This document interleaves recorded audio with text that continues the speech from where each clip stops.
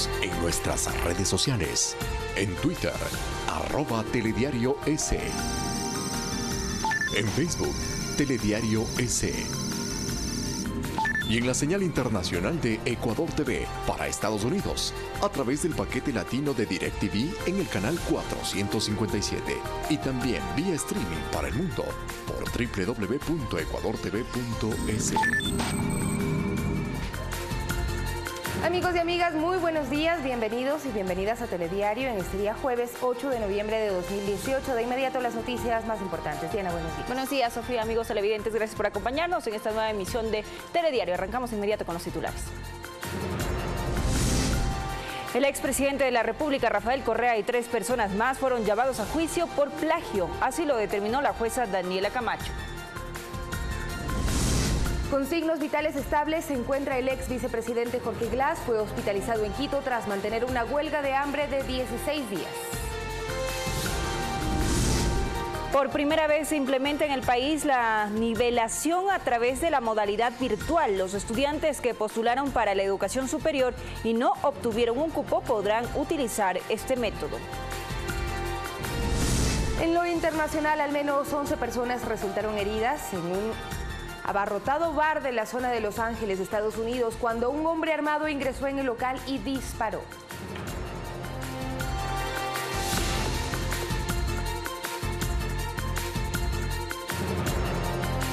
Iniciamos con los detalles de la información. El expresidente Rafael Correa y 3 personas más fueron llamadas a juicio por plagio.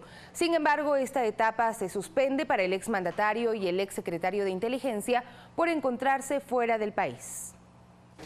En calidad de autores del delito de plagio, la jueza Daniela Camacho decidió llamar a juicio al expresidente Rafael Correa, al exsecretario de Inteligencia Pablo Romero Quesada y a los 2 exagentes de inteligencia Raúl Chicaiza y Diana Falcón.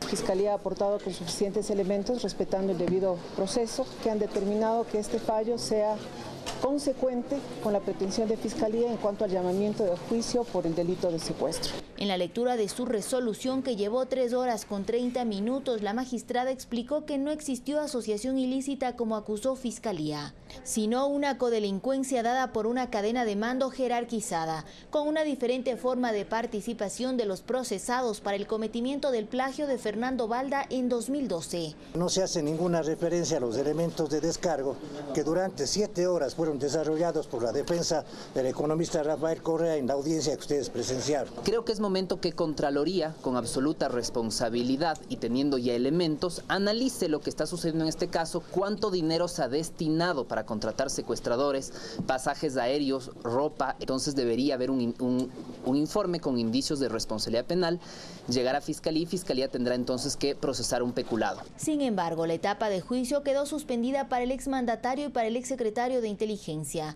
por encontrarse fuera del país. La jueza además ratificó la prisión preventiva para los procesados y en el caso de Rafael Correa ordenó que se insista a Interpol para su localización y captura. Ahora el Interpol cuenta con elementos para llamar a juicio a una persona y si esta documentación llega a la Interpol, no veo cómo entonces puedan evitar esa difusión roja. El delito de plagio está tipificado en el Código Penal anterior en el artículo 189 y sanciona hasta con 9 años de prisión. Mientras en los exteriores se registraron varios incidentes por parte de un grupo de personas que se concentraron en apoyo al exmandatario. Olga Velasco, Telediario. Y el ex vicepresidente Jorge Glass se mantiene bajo observación médica en el Hospital Carlos Andrade Marín en Quito tras mantener una huelga de hambre de 16 días.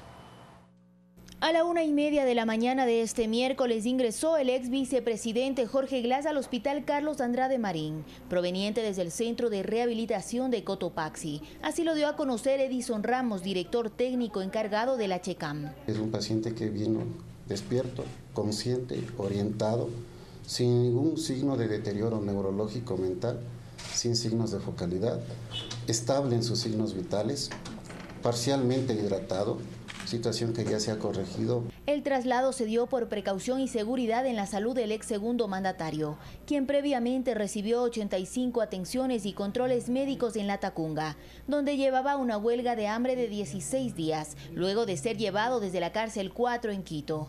Al momento se encuentra recibiendo una valoración nutricional para ver cuál es su estado, ¿sí? Y de acuerdo a ello iniciar la alimentación que sea necesaria.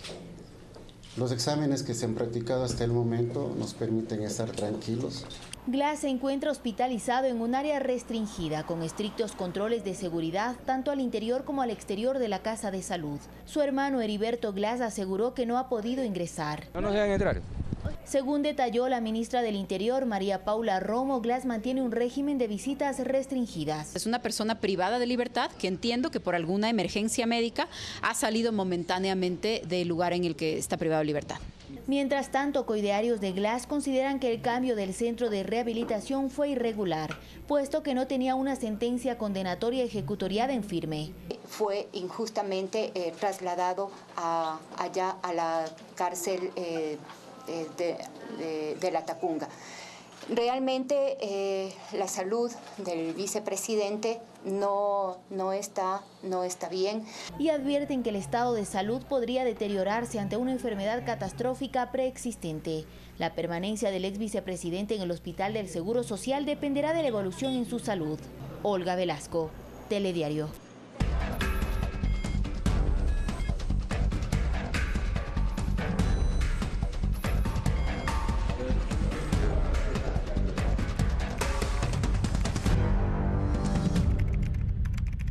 La Secretaría Técnica de Transparencia y Lucha contra la Corrupción del Consejo de Participación Ciudadana reveló a la Unidad de Investigación de los Medios Públicos que han recibido 3.538 denuncias entre marzo y octubre de este 2018.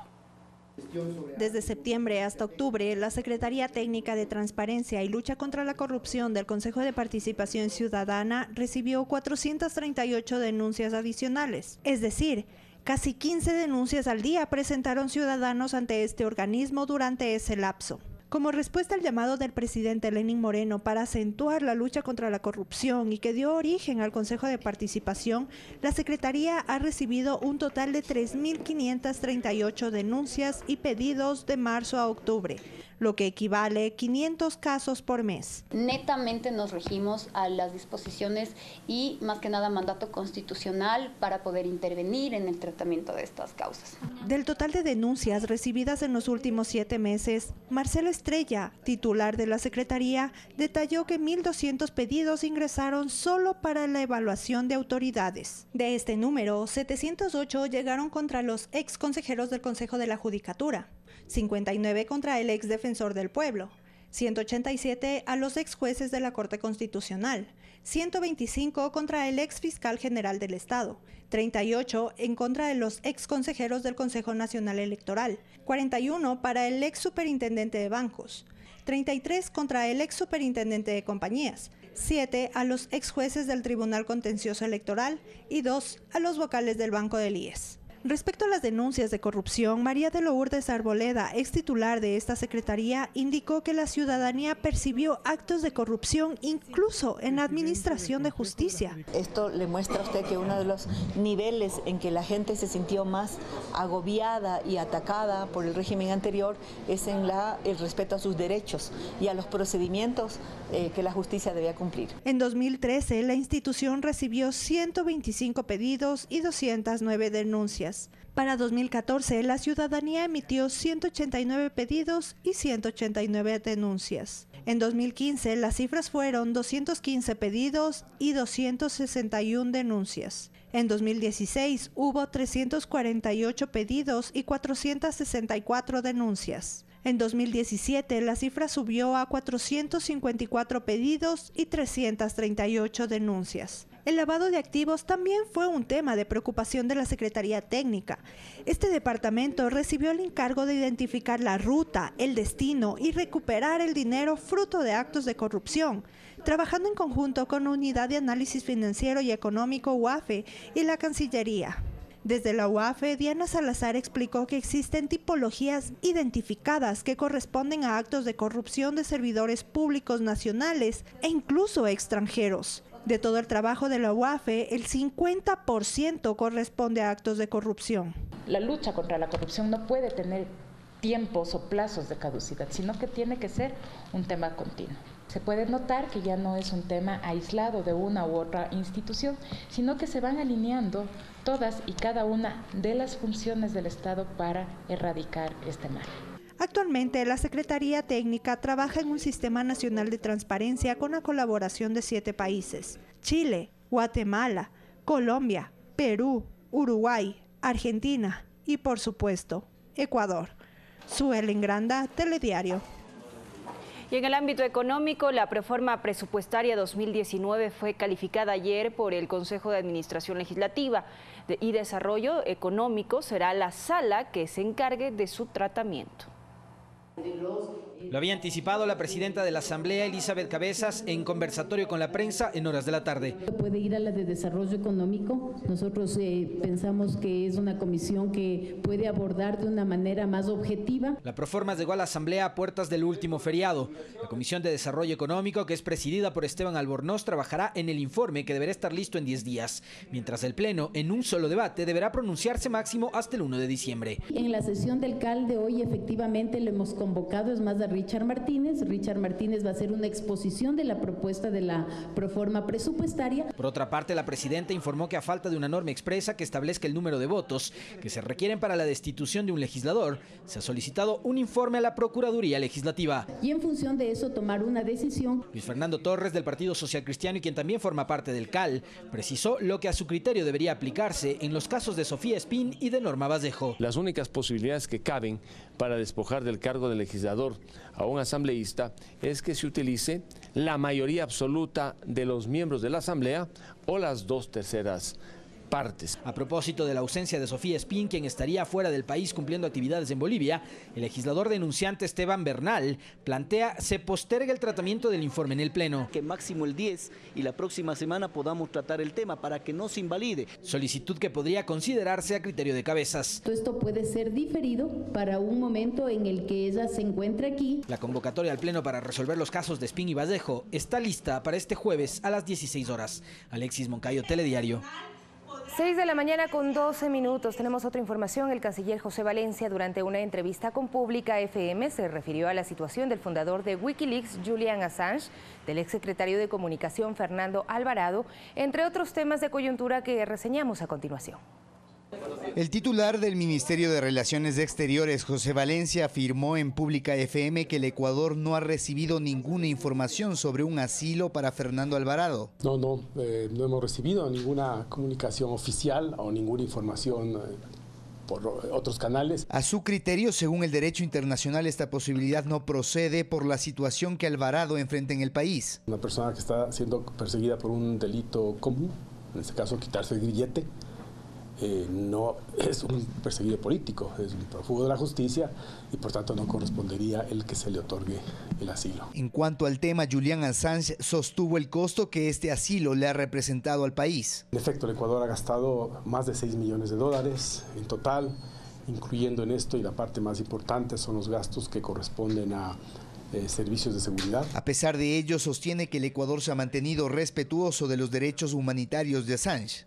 Heredado por nosotros, por este gobierno, pero el Estado ecuatoriano ha respetado esas disposiciones, fiel a esos principios básicos que guían a nuestro país. Y aspira a que mientras este asilo se mantenga, Assange respete las condiciones que implica el estar en la Embajada de Ecuador en Londres. Si él no acata las convenciones internacionales que están reflejadas en este protocolo, simplemente sufre las consecuencias. En cuanto a relaciones internacionales, el canciller destacó las establecidas con los Estados Unidos. Está el tema de apoyo a la lucha del narcotráfico, el avión que viene. Con esta nave ya se detectaron 3 toneladas de droga. Además, en los próximos días en Washington se estará desarrollando un comité de inversionistas, considerando que Estados Unidos es el principal socio comercial del Ecuador. La primera vez que en 10 años se va a realizar este consejo. Es una muy buena noticia para todos. Se van a discutir sobre temas económicos, se van a establecer contactos entre empresarios ecuatorianos y americanos. Finalizó describiendo la política internacional del Ecuador como una visión abierta al mundo para lograr los objetivos de desarrollo nacional.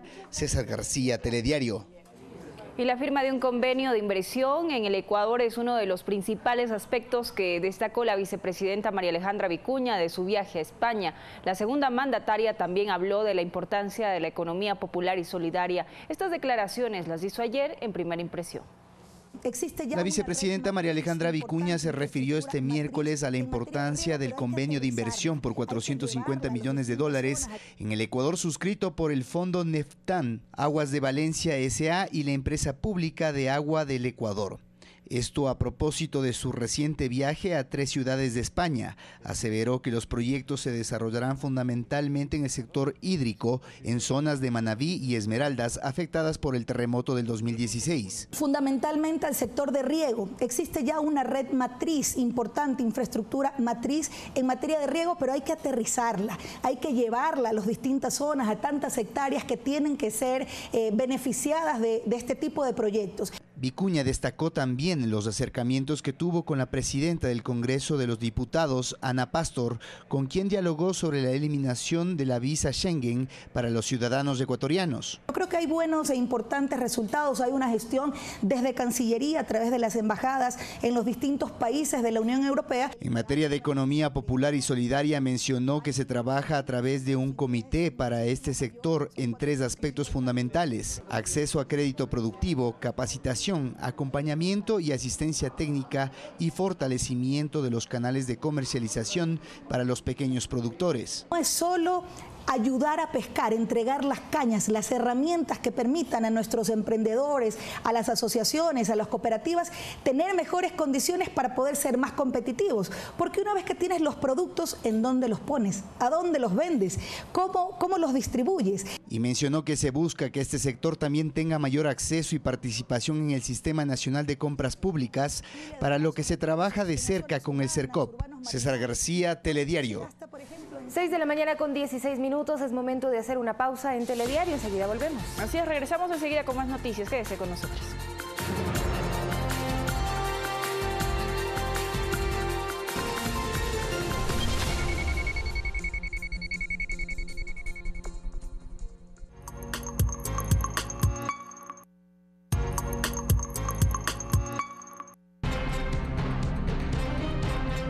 El poder de la comunicación al servicio de la sociedad. En las entrevistas, por ejemplo, que hacíamos, la estrella era, o es en algunos casos todavía, el entrevistador y no el entrevistado. Nosotros dictábamos sentencias, Carlos, desde los micrófonos, desde las cámaras. Nosotros interveníamos en política, éramos actores políticos y al mismo tiempo éramos periodistas. Este domingo Andrés Carrió nos acompaña en Derechos Reservados, periodismo sobre periodismo. Este domingo a las 9 de la noche, por Ecuador TV. Espacios y parques para hacer buenos amigos. Canchas deportivas modernas, áreas alegres. En la salud y el deporte, Riobamba primero. Más de 40 parques en Riobamba. Estamos construyendo la ciudad que queremos. Alcaldía de Riobamba. Es el cine de todos nosotros. Una mirada para el séptimo arte ecuatoriano. Cine.es te conmueve, te hace reír, te lleva a otra realidad. Este domingo 10:30 de la noche, por Ecuador TV.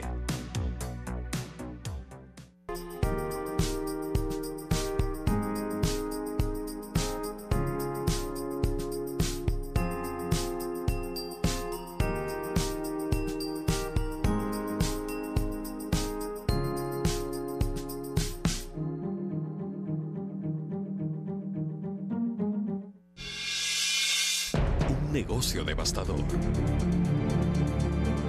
Conflictos, conspiraciones y una lucha desesperada por salvar a los elefantes. Ivory Wars.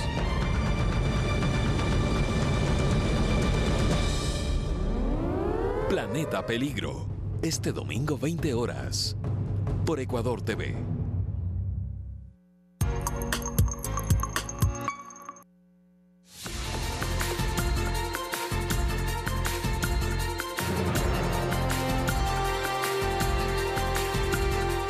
Gracias por seguir en la sintonía de Telediario. Les contamos que desde el año 2013 se inició la construcción del Hospital Regional Docente Ambato con una inversión de 60 millones de dólares. El presidente Lenín Moreno dio a conocer que luego de las paralizaciones, esta ciudad contará con un hospital completamente funcional.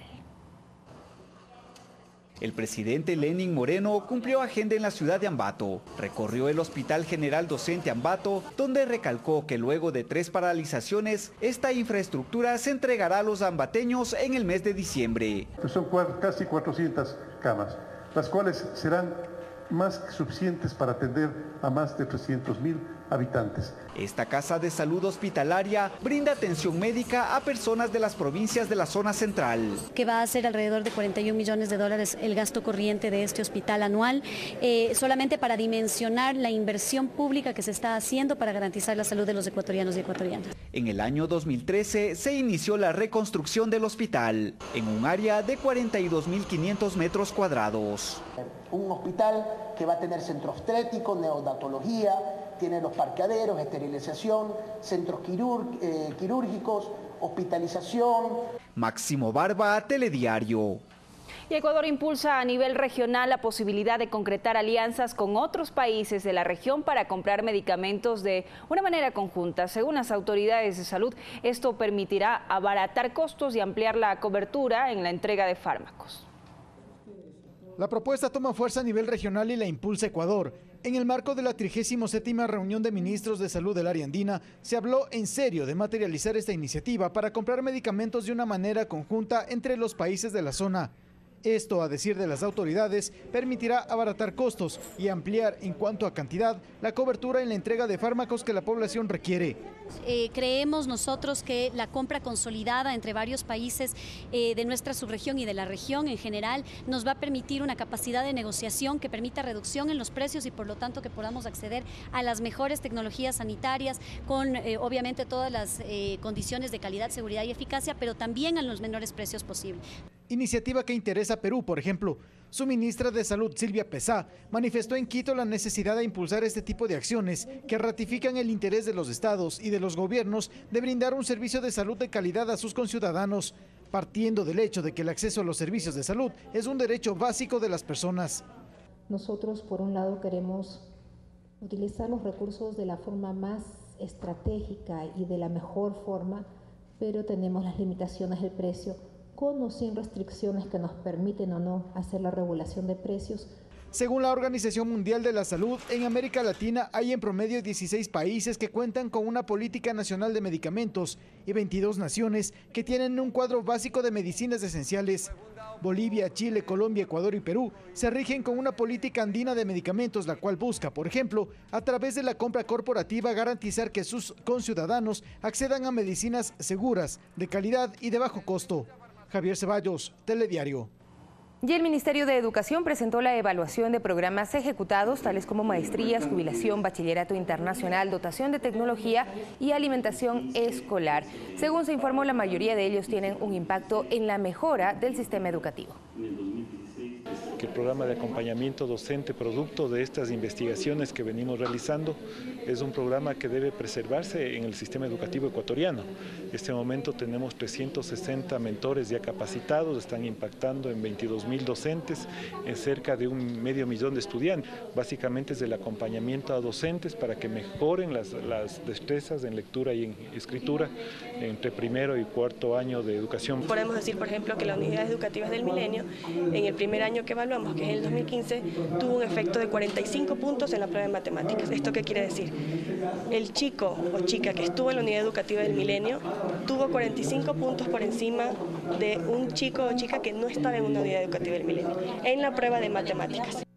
6 de la mañana con 24 minutos y mejorar la accesibilidad a las instituciones y las herramientas del examen Ser Bachiller para las personas con discapacidad son las recomendaciones del Consejo Nacional para la Igualdad de Discapacidades, CONADIS. Con dificultad y esfuerzo, Verónica Sandoval rindió el examen Ser Bachiller en el año 2017. Aunque fue difícil lograr el puntaje para poder acceder a la universidad, no lo pude hacer. Verónica señala que la pantalla para la lengua de señas era muy pequeña y esto le impidió entender las instrucciones. Nos fue difícil poder responder las preguntas. No podía entenderle de manera clara al intérprete en el recuadro. La opinión y recomendación de la joven fue recogida por los técnicos del Consejo Nacional para la Igualdad de Discapacidades, CONADIS, en un informe del examen Ser Bachiller que se realizó el pasado mes de junio. Pensar en la condición de discapacidad de los estudiantes y generar una serie de instrumentos y de mecanismos de apoyo. 25 técnicos recorrieron 23 provincias para observar los inconvenientes que tienen las personas con discapacidad en las pruebas adaptadas Ser Bachiller, que cuentan con audio para personas con discapacidad visual y lengua de señas para los alumnos con discapacidad auditiva.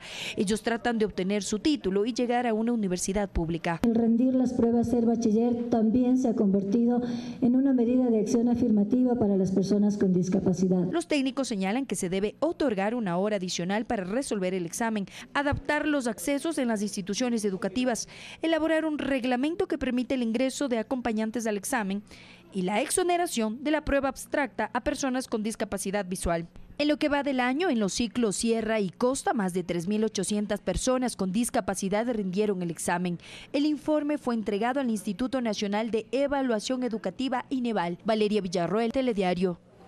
Y con la finalidad de facilitar la inscripción a los niños y adolescentes que ingresan por primera vez al sistema educativo, el Ministerio de Educación puso a disposición la modalidad de autoservicio. El representante puede inscribir al estudiante desde su casa a través de la página web www.juntoseducacion.gov.es. Las clases en la región Costa iniciarán el 8 de abril de 2019. Desde el 5 de noviembre están inscritos alrededor de 5.200 estudiantes, de los cuales cerca de 2.600 son de la zona 8. Para el nuevo año escolar se prevé tener alrededor de 238.000 niños y jóvenes. Y tenemos alrededor de 16.000 extranjeros. De estos 16.000 extranjeros nuevos que ingresaron al sistema fiscal, alrededor de 12.000 son de nacionalidad venezolana. Entonces es un dato importante. También mencionarles que el Ministerio de Educación lo que hace muy indistintamente de la nacionalidad que se inscriban, se les asegura un cupo para todos los estudiantes, y esto está registrado de la siguiente manera, que ustedes también lo deben conocer, que es de acuerdo a su planilla eléctrica, es decir, donde una vez que ellos se registran, se inscriben, se les asigna una unidad educativa la más cercana a su domicilio. 6 de la mañana con 27 minutos y a través del denominado Plan Visión, el Ministerio de Salud apoya a los niños y jóvenes de escasos recursos económicos de colegios y escuelas fiscales. Exámenes visuales y la entrega gratuita de lentes es parte de la iniciativa. Muy contentos, los niños de la escuela Juan Raimundo Figueroa en Cotocotao, norte de Quito, exhiben sus lentes nuevos y coloridos. Cuando no tenía lentes no podría ver tan bien, pero ahora cuando tengo lentes ya puedo ver mejor. ¿Cuál es tu compromiso ahora que tienes lentes nuevos? Estudiar y aprender. Ellos, al igual que un total de 1.111 beneficiarios del Plan Visión del Ministerio de Salud, fueron sometidos a exámenes oftalmológicos preventivos. Esto con el fin de prevenir cegueras a futuro y dar un seguimiento a enfermedades oftalmológicas en el que el niño puede afectar en su escolaridad. Los chequeos se los realiza en 2 fases con un impacto fundamental en el proceso educativo de niños y jóvenes entre 5 a 14 años. Cada niño va viendo hasta qué fila es y dependiendo de hasta qué fila llegue a leer tiene una deficiencia. Consideramos de 20/20, 20/30, 20/40 como visión normal. Menor de eso ya necesita pasar a un segundo tamizaje, que consiste ya en que el optometrista o el oftalmólogo le haga una revisión al niño. Un programa que continuará con el objetivo de apoyar a los alumnos de más de escasos recursos en este problema que incide en su capacidad para aprender. César García, Telediario. Y la comisión que conformó el Consejo Nacional Electoral Transitorio entregó el informe de la petición de consulta popular que realizó el colectivo Yas Unidos en 2014 para impedir la explotación del proyecto petrolero Ispingo-Tambococha-Tiputini. La auditoría señaló que se encontraron indicios de irregularidades en el proceso de revisión de rúbricas que presentó la organización y se determinó que la petición contó con más de 670.000 firmas, por lo que debió darse paso a la consulta popular. Existen 310.909 firmas por legitimar y que por lo tanto, sumada a las 359.761 que se consideraron válidas en su momento, para poder reparar de manera integral el colectivo Yasuní, este Consejo Nacional Electoral debería considerar como válida estas 310.909 firmas y enviar la consulta al examen de la Corte Constitucional. 6 de la mañana con 30 minutos y el Pleno del Consejo de Participación Ciudadana y Control Social Transitorio conformó la Comisión Ciudadana de Selección para la integración definitiva del Tribunal Contencioso Electoral. La misma está conformada por 2 representantes del Pleno del Consejo de Participación, 2 representantes de la ciudadanía y por un veedor. El titular del organismo, Julio César Trujillo, en referencia a otros temas, puntualizó que la convocatoria a elecciones el próximo año será realizada por los consejeros electorales definitivos. Y efectivamente vamos a hacer la designación del Consejo Nacional Electoral definitivo. No podemos precisar la fecha, pero sí va a ser dentro del tiempo que tenemos para que convoquen oportunamente a elecciones el nuevo Consejo Electoral definitivo. Pero todas estas cosas serán dentro del término que tenemos nosotros para cumplir estas tareas. Y habremos terminado con el encargo del pueblo ecuatoriano. Y creo que hemos terminado, creo que terminaremos exitosamente.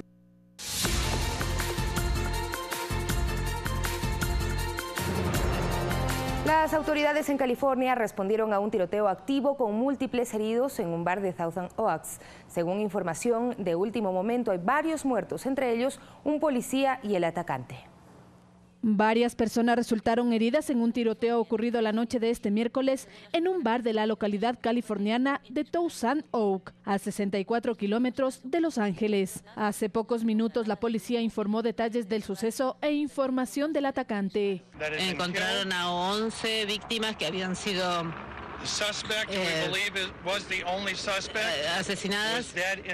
El sospechoso, que se cree que es el único sospechoso, estaba muerto adentro. Y había muchas otras víctimas con distintos niveles de heridas. Los bomberos de Ventura fueron los primeros en informar del tiroteo a través de las redes sociales. Se informa de un incidente con un tirador activo en el bar Borderline Bar y Grill, donde había cerca de 200 personas en el momento del ataque, mientras un testigo dijo que vio a un sospechoso con barba y sombrero lanzar una granada de humo y atacar a un vigilante de seguridad antes de disparar indiscriminadamente. Estaba ahí bailando, llevando en una buena noche. Yo oí los tiros, sabía cómo sonaban y pensé, esto no es bueno. Seguía el tiroteo y ahí rompí una ventana, había vidrios por todas partes y corrí. En el local se organizaba una noche universitaria para estudiantes. Fernanda de la Bastida, Telediario. Y la ecuatoriana Debbie Murcarcel Powell obtuvo un escaño por el Distrito 26 en la Cámara de Representantes de Estados Unidos. Este es un importante triunfo para el Partido Demócrata en el estado de la Florida. My Story. Debbie Murcarcel Powell, una inmigrante ecuatoriana que llegó a Estados Unidos a los 14 años, venció a Carlos Curbelo y sin experiencia como funcionaria pública se convierte en la representante del Distrito 26 de la Florida. Murcarcel Powell llegó al 51% de los votos frente al 49% de Curbelo. Hello families, District 26. Es la primera ecuatoriana en ganar un escaño a la Cámara de Representantes de Estados Unidos por el Partido Demócrata. Tras conocer los resultados, la compatriota aseguró que lo más importante es aumentar el acceso a servicios de salud y hacer reformas necesarias para las armas de fuego. Tenemos mucha violencia aquí en este país y también en las comunidades en mi distrito. Quiero pelear para encontrar una solución para los soñadores, pero también trabajar para las personas que tienen TPS. Tenemos muchos venezolanos que han venido acá, que los republicanos han estado deportando, y es por eso que también me postulé y quiero proteger esos derechos para proteger a los venezolanos y ayudarlos aquí en este país. That is why my mother and I... Debbie es guayaquileña residente en Estados Unidos, es casada y tiene 3 hijos. Trabajó en la Universidad Internacional de la Florida por 14 años y fue decana adjunta de la Escuela de Enfermería y Ciencias de la Salud. El competitivo Distrito 26 país se extiende desde Westchester hasta Cayo Hueso y es una jurisdicción de amplia mayoría hispana con tendencia demócrata. En el 2016, Donald Trump perdió en este distrito por más de 14 puntos porcentuales frente a Hillary Clinton y en el 2012 los votantes respaldaron la reelección de Barack Obama. Yo voy a luchar por todas nuestras familias, nuestros hijos. Fernanda de la Bastida, Telediario. Y en una operación de la Fuerza de Tarea Hércules, a través de su grupo militar de Tumaco, inteligencia del Ejército de Colombia y de forma coordinada con la Fiscalía, fue capturado alias Máquina, cabecilla principal y jefe de finanzas de alias Guacho. El operativo se llevó a cabo en el casco urbano del municipio de Tumaco. Alias Máquina también era el responsable de dirigir el microtráfico en este municipio. La Comisión de Homicidio Selectivo, Secuestros y Extorsiones al gremio de comerciantes. Así como era el En España, las autoridades informaron de la captura de un francotirador que tenía como objetivo matar al presidente Pedro Sánchez. Se trata de Manuel Murillo Sánchez, un experto tirador de 63 años que planeaba atentar contra Sánchez como venganza por la orden de exhumación de los restos de Franco. Murillo Sánchez fue detenido hace 3 semanas en su domicilio de Terraza, donde guardaba un arsenal de 16 armas de fuego. Entre ellos tenía rifles de alta precisión y un subfusil de asalto. El impuesto de actos jurídicos en la firma de una hipoteca lo pague la banca. Va a aprobar un... Son las 6 de la mañana con 36 minutos en este día jueves. Vamos a saludar ya con Chobo Álvarez, que nos trae novedades del mundo deportivo. Y bueno, buenas noticias en torno a Neisy Dahomes en el marco del Mundial de Halterofilia. ¿Cómo está? Muy buenos días.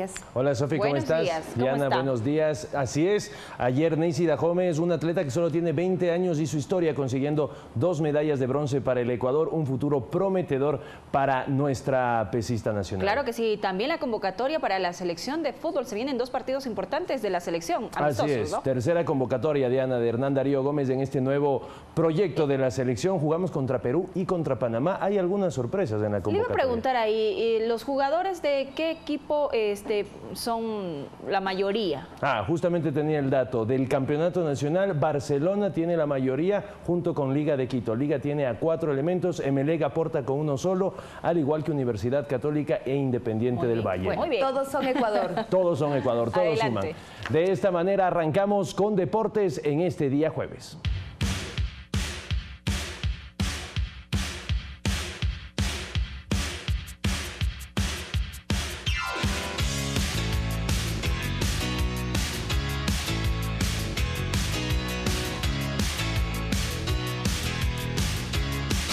Año completamente exitoso para los deportes no comerciales en el Ecuador, con el ciclismo, la marcha y el levantamiento de pesas, dándonos muchas alegrías. Caso contrario a lo que sucede con el fútbol nacional. Justamente el día de ayer, Hernán Darío Gómez dio su tercera convocatoria en este nuevo ciclo para los partidos amistosos frente a Perú el 15 de este mes y frente a Panamá el 20 también de este mes de noviembre. A continuación, la palabra del técnico de la selección ecuatoriana de fútbol.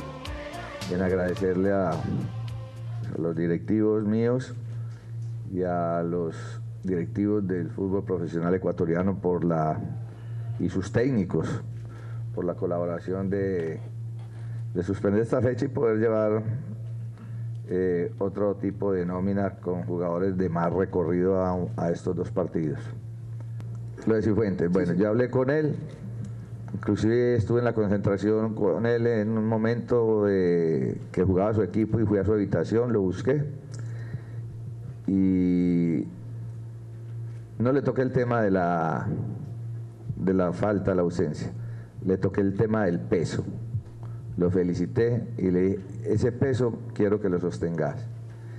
Y he hablado con Santiago y con su cuerpo técnico, quiero más continuidad en el trabajo.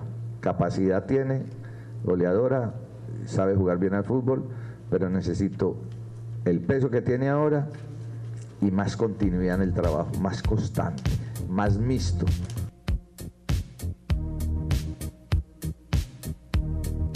Y esta es la lista de convocados de Ecuador para los partidos frente a Perú y frente a Panamá. En el arco, 2 porteros, Alexander Domínguez de Vélez Sarsfield y Máximo Banguera, jugador de Barcelona Sporting Club. Barcelona Sporting Club que tiene a 3 convocados para esta fecha FIFA de noviembre. En la defensa regresa Juan Carlos Paredes, el lateral derecho de Emelec.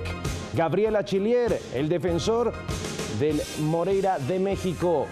Arturo Mina, sí, el rey Arturo del Yeni Malatyaspor de Turquía está convocado por Hernán Darío Gómez.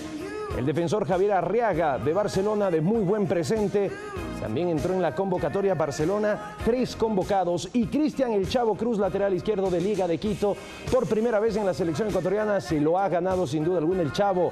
John Narváez, jugador del Melgar de Perú, entró a la convocatoria, una de las sorpresas. Vamos al medio campo. Jefferson Orejuela, jugador de Liga de Quito, habitual en las últimas convocatorias de Hernán Darío Gómez. Él también es muy habitual. Jackson Sebastián Méndez, jugador de Independiente del Valle, el único que está convocado del club de Sangolquí. Edison Vega, premio a su muy buen 2018, una nueva convocatoria con la selección, y para estos partidos que serán mucho más interesantes que los que ha tenido a lo largo de este 2018. Carlos Grueso, jugador del Dallas de la MLS, regresa también a la convocatoria, al igual que Jefferson Intriago, el 4º jugador de Liga de Quito que está dentro de los 24 que eligió Hernán Darío Gómez. Romario Ibarra, el jugador del Minnesota United, ya entrando en la parte ofensiva, al igual que su hermano Renato Ibarra, la Liebre como lo conocen, el jugador del América de México. Seguimos observando la convocatoria. Manu Balda, el jugador de El Nacional, el único convocado de El Nacional. Buen 2018 para Manu Balda. Jefferson Montero regresa a la selección ecuatoriana de fútbol. Está teniendo regularidad en el Swansea, en la segunda división del fútbol inglés. Miller Bolaños, él ha estado en todas las convocatorias de Bolillo hasta la fecha y obviamente iba a estar en esta. Al igual que Ayrton Preciado, que estuvo en la primera, regresa el exjugador de Melec, ahora jugador del Santos Laguna. Antonio Valencia, primera convocatoria para el jugador del Manchester United. Desde que regresó Bolillo Gómez, seguramente uno de los más importantes. John Jairo Cifuente, por fin lo vemos al degollador, al goleador del fútbol ecuatoriano con 35 goles. Parece que el Bolillo ya le perdonó sus indisciplinas y estará en la convocatoria, al igual que Brian Angulo, el Cuco, goleador de Emelec en este campeonato. Tenemos una delantera interesante. Ener Valencia completa la convocatoria, el jugador de Tigres, una convocatoria que tiene un promedio de edad de 26 años, la de Ecuador. Dale con todo.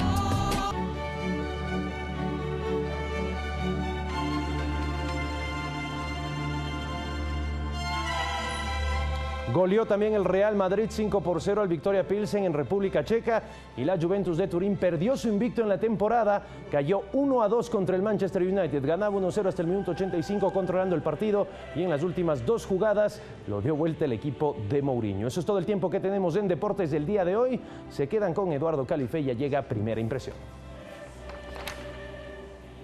Buenos días, amigas y amigos, por seguirnos. Gracias.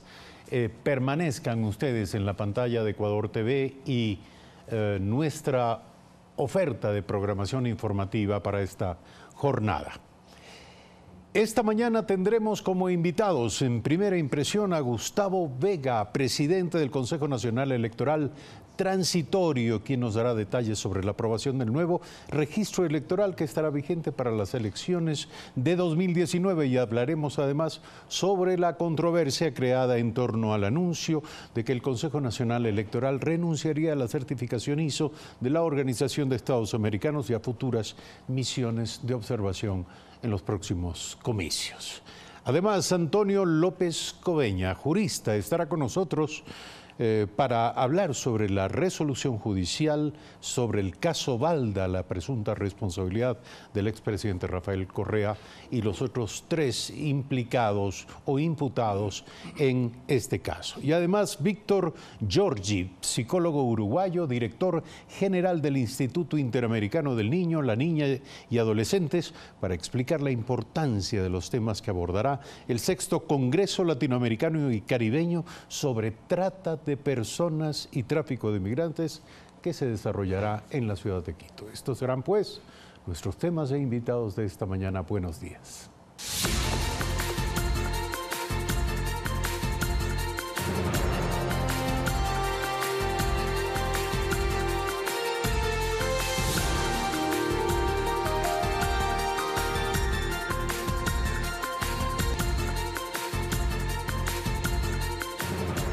Son las 6 de la mañana con 57 minutos, como siempre a esta hora. Lean ustedes diario El Telégrafo. El Telégrafo, en su primera plana en esta mañana, nos dice que el expresidente Rafael Correa fue llamado a juicio junto con los exagentes Diana Falcón y Raúl Chicaiza y Pablo Romero, exdirector de la SENAIN. Se lo acusa del delito de plagio en el caso Balda.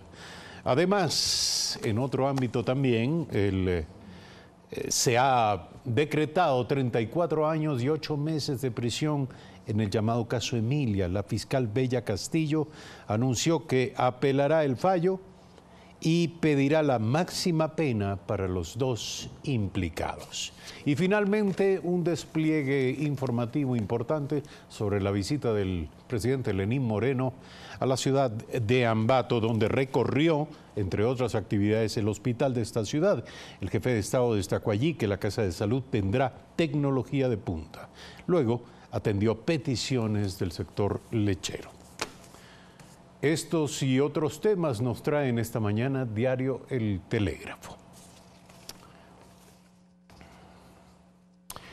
Y pasamos al primer tema de esta jornada. Más de 13.2 millones de personas forman parte del nuevo registro electoral que fue aprobado por el Consejo Nacional Electoral este martes. En más de 131.000 se encontraron novedades o irregularidades, por lo que fueron dados de baja.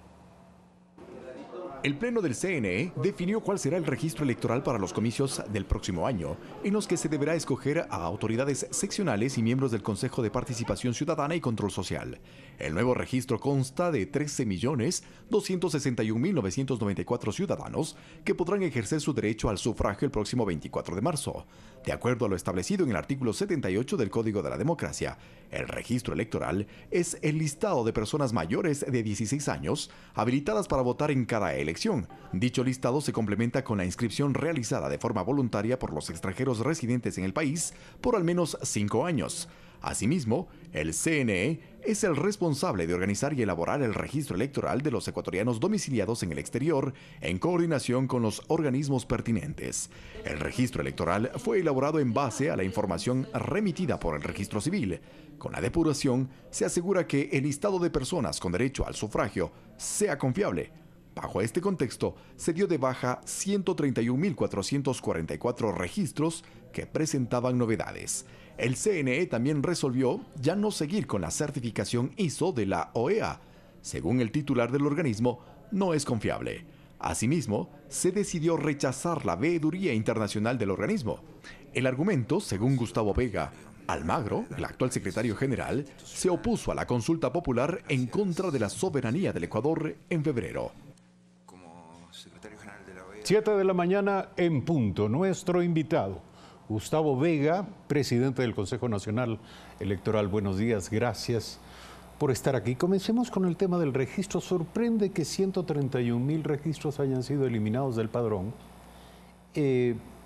Sorprende respecto de las primeras declaraciones en las que se llegó a hablar incluso de 1 millón o más de registros irregulares o deficitarios.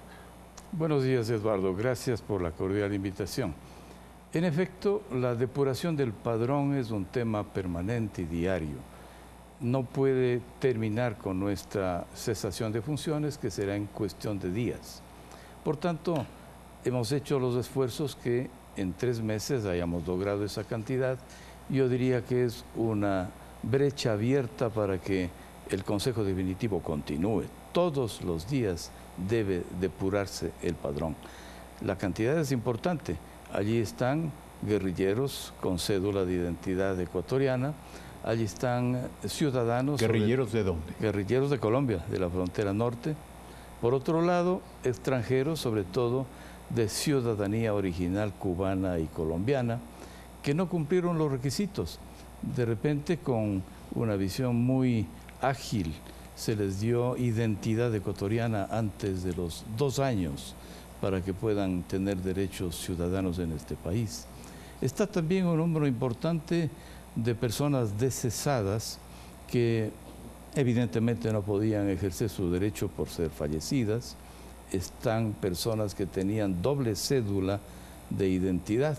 Y por otro lado, aquellos centenarios que se entiende que naciendo en una fecha tan antigua no podían estar habilitados para el ejercicio del voto. ¿Sabe usted si dentro del padrón electoral está el señor Julian Assange? ¿Él votará en las próximas elecciones? No lo sabemos. En efecto, eso es parte del registro civil. Es posible que él pueda ejercer su voto porque ha estado más de 5 años en la Embajada de Ecuador en Londres, y las embajadas son territorio ecuatoriano en el extranjero. Sin embargo, sabemos que por nuestros registros en el Consejo Nacional Electoral está constando como un ciudadano nacido en la provincia de Pichincha, en la ciudad de Quito, en Chaupi Cruz, de tal suerte que si él ha hecho una solicitud para votar en las elecciones, son las bien dos podría condiciones. hacerlo. Bien podría hacerlo.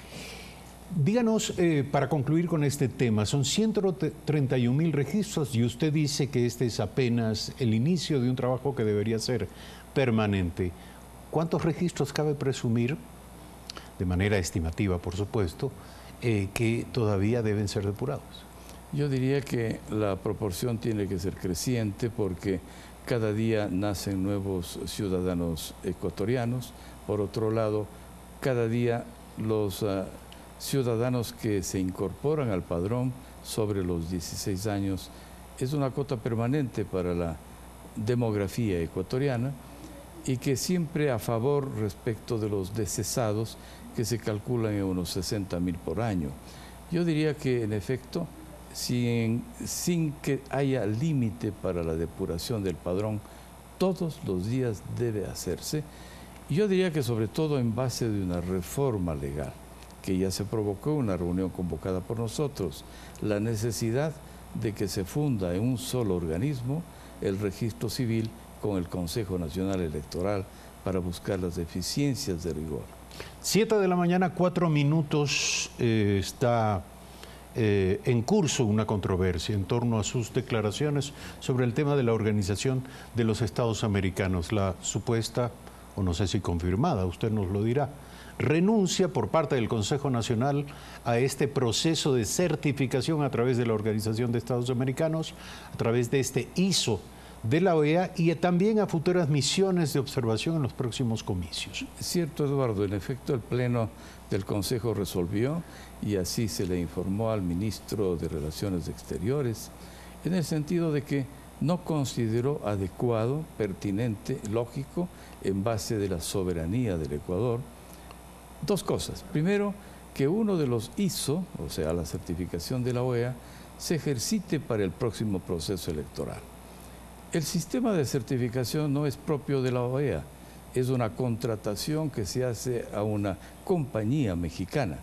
Por tanto, el sistema... ¿A través de la OEA? A través de la OEA, que lo apadrina, que lo adopta y que sin embargo tiene un efecto sobre todo publicitario, para hacer parecer, eso es un efecto mediático, de que realmente está certificando la calidad del proceso electoral. ¿Y eso no es así? Eso es falso, de falsedad absoluta. Por tanto, yo creo que... ¿Por qué? Si me permiten, ¿en qué consiste la certificación? ¿Cuáles son las acciones que conducen a la entrega del certificado? Distintos procesos en donde simplemente prueban mecanismos de conducción de procedimientos internos de lo que el Consejo Nacional hace, pero no certifica la calidad. No puede asegurar, por ejemplo, que no haya fraude. Son cosas de fuerza mayor que no tiene la capacidad la agencia mexicana que contrata a la OEA para poder procesar situaciones de ese fondo y trascendencia. Entonces, permítanos entender, la renuncia se debe al hecho de que considera el Consejo Nacional Electoral que aquello que se está diciendo en rigor es falso. Por un lado. No hay una certificación auténtica. Es una certificación burocrática, pero no de contenidos. Y por otro lado, el tema de austeridad. No es gratis, nos cobran algunos miles de dólares. ¿Cuánto? Por lo menos en un primer proceso, $35.000 para comenzar. Y el proceso luego tiene una serie de...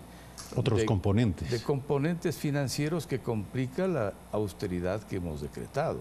De tal suerte que, por otro lado, hemos resuelto también que junto con con el desistimiento de que el ISO opere para el Ecuador en el próximo periodo, la veeduría, los observadores de la OEA pueden hacerlo vía Cancillería, pero nosotros como organismo veedor lo hemos rechazado. Lo hemos puesto, sin embargo, durante todas las sesiones previas, no menos de 10 organismos de rigor. Por ejemplo, el Centro Carter, por ejemplo, UniOre, que es un organismo respetable a nivel interamericano, que puede muy bien ejercer de veedor en el próximo proceso. Eso le iba a preguntar, ¿qué tiene que ver la certificación ISO con la veeduría? Puede no tener nada que ver.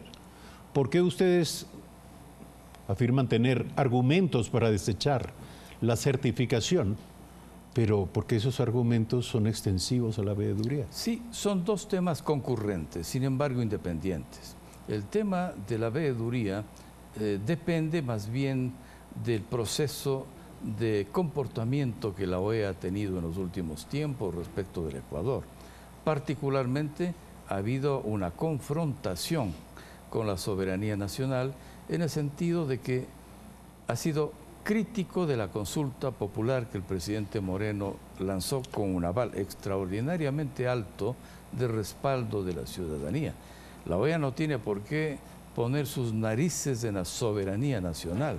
Creemos que esa es una decisión en favor de la soberanía del Ecuador para hacer respetar un organismo que tiene que coordinar acciones para que el panamericanismo se cumpla.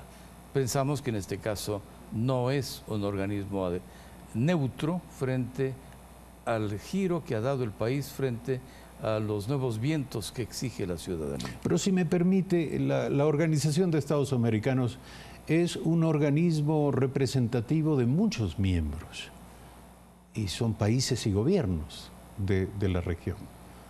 ¿Qué tiene que ver eso con las opiniones del señor Almagro? El señor Almagro es apenas ejecutivo, ciertamente, pero él debe, de alguna manera, debe someterse a las decisiones de los países miembros. ¿No está usted confundiendo al señor Almagro con la OEA?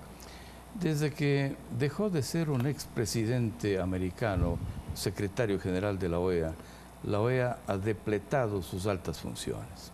Yo diría que el brazo ejecutivo, indudablemente, es del secretario. En el caso ecuatoriano tuvimos a Galo Plaza Lazo como secretario de la OEA. Sin embargo, en el caso particular del secretario, él es la voz cantante, él es el portavoz. Mire usted, además la ineficiencia de la OEA a través de su historia ha sido visible. Cuando Gran Bretaña atacó a Argentina por el conflicto de las Malvinas, las Falklands, la OEA no pudo hacer absolutamente nada. ¿Pero qué tiene que ver eso, señor presidente, con las elecciones y las misiones de observación en Ecuador? Muchísimo, porque tenemos que, como ecuatorianos, hacer respetar la soberanía del país. Y, por supuesto, la OEA es un organismo que tiene que consolidarse y solidificarse, pero en base del respeto de la soberanía de cada país.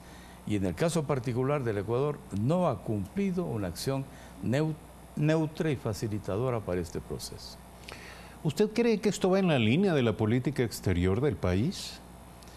Nosotros somos un organismo independiente. Sin duda. No dependemos del gobierno, fuimos nombrados por el Consejo de Participación Ciudadana. Sin embargo, apreciamos como ciudadanos la política valiente, certera, soberana del ministro de Relaciones Exteriores, que ha dado pasos importantes en favor de la reinstitucionalización del país, después de que la Cancillería estaba realmente en una situación crítica. Por tanto, yo creo que al tiempo que ejercemos una labor independiente, no dejamos de ser ciudadanos críticos de organismos nacionales e internacionales. ¿Piensa usted entonces que lo resuelto respecto de la Organización de Estados Americanos no será revisado? Nosotros no.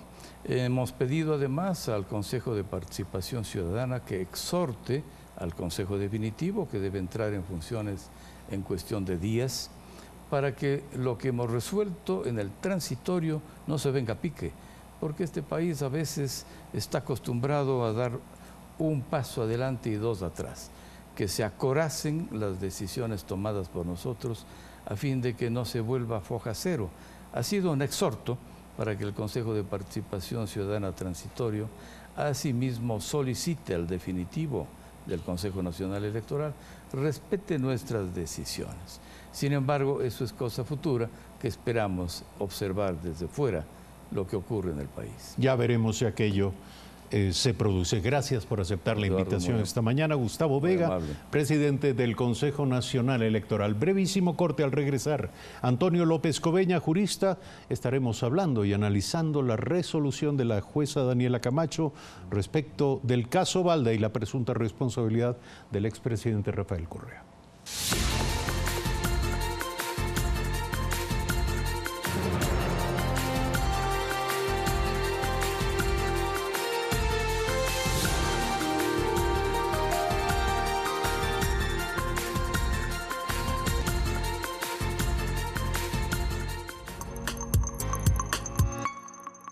Qué importante es tener un seguro de salud, porque nunca sabes cuándo aparecerán las enfermedades. Un seguro de vida para saber que a tu familia nunca les faltará nada. Uno que proteja el vehículo que tanto trabajo te costó tener. Y otro que proteja tus bienes contra desastres naturales.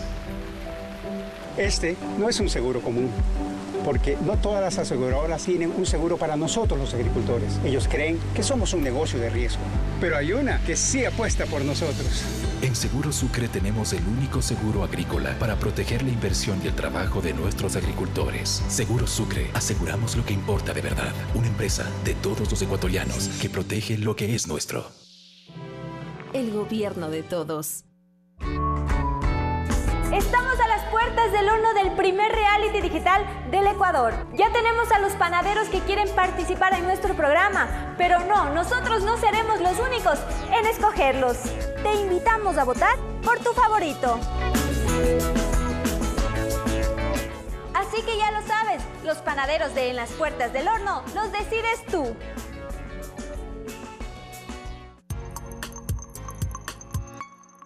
La mejor manera de resolver los conflictos es a través del diálogo. Para esto, los centros de mediación de la Prefectura de Pichincha ofrece a toda la comunidad consultas legales gratuitas, solución pacífica de conflictos para fijación de pensiones alimenticias, problemas laborales, civiles, de inquilinato y más. Visítenos en Plaza República, calle Manuel Arrea y Ante, edificio de la Prefectura. Calderón, calle 9 de agosto, OE 494, entre Paredes y Quitus. Sonanda, calles Teniente Hugo Ortiz y Cardenal Marcelo Espínora, segundo piso. Prefectura de Pichincha. Dejamos huella.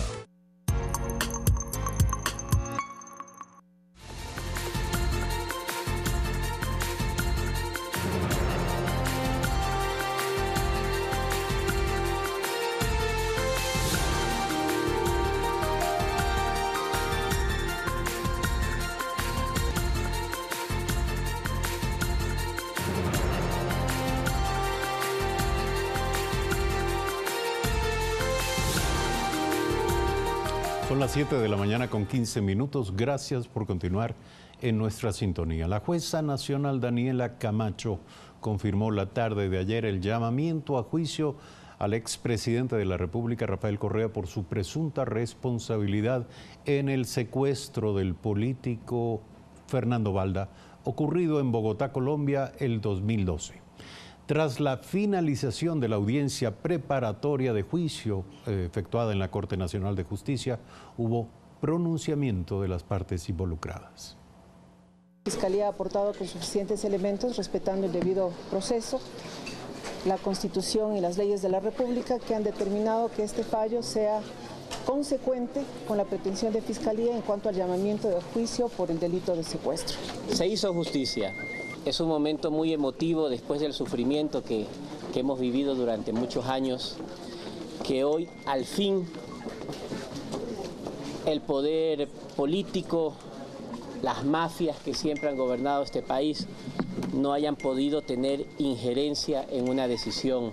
No es una sorpresa la que hemos recibido, esperábamos algo así, porque durante las últimas semanas habíamos sido testigos de una desaprensiva presión de carácter político sobre la señora jueza, una actitud realmente evidente y pública, no solamente por parte del poder político, sino también de los medios de comunicación colectiva y de algunos actores sociales.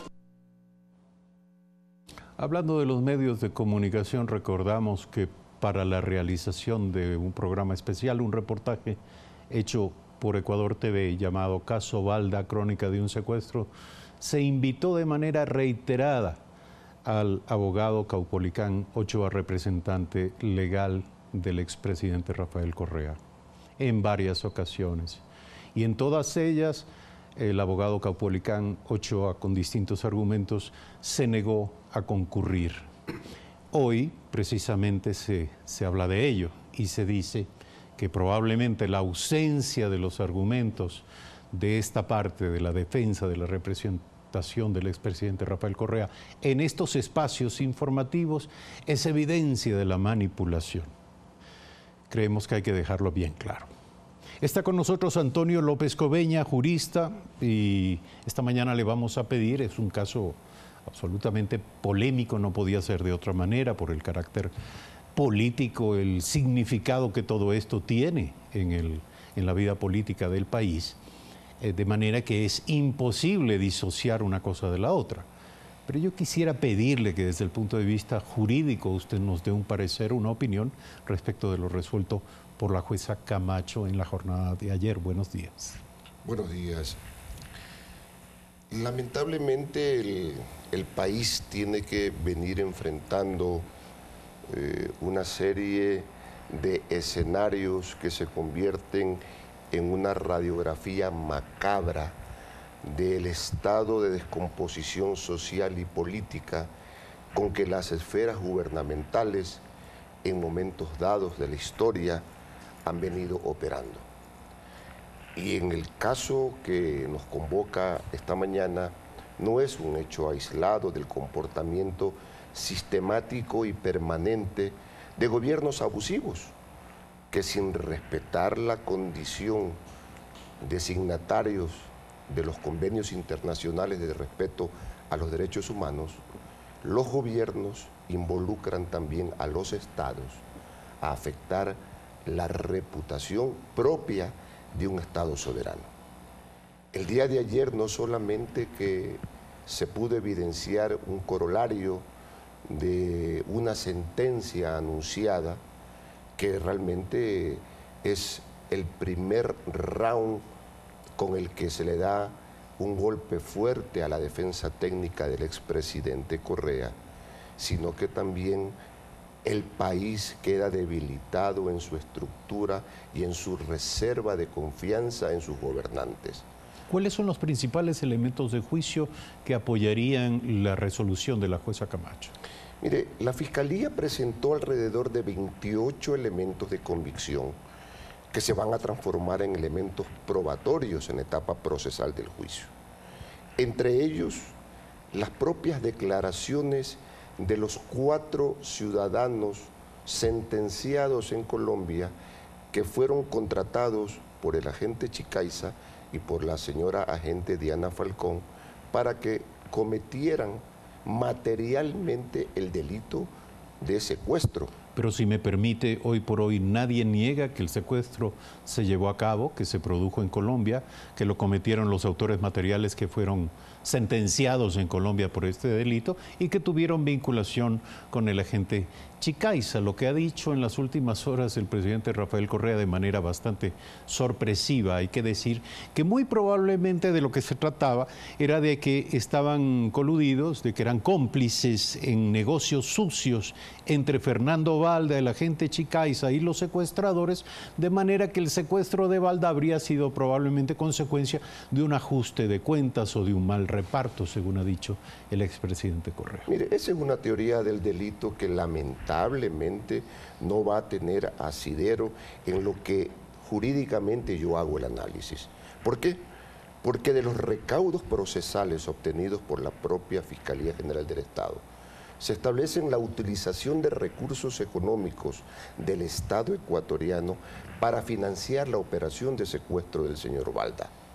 Ello significa, por ejemplo, 2 cheques, el 559 y el 560 de la cuenta del Banco del Pacífico asignada a la Secretaría General de Inteligencia, con los cuales se financiaban no solamente los pasajes del señor Chicaiza y de la señora Diana Falcón para sus traslados a Bogotá, sino también para contratar el hecho macabro del secuestro con estos 4 delincuentes colombianos que están purgando una pena de 60 meses.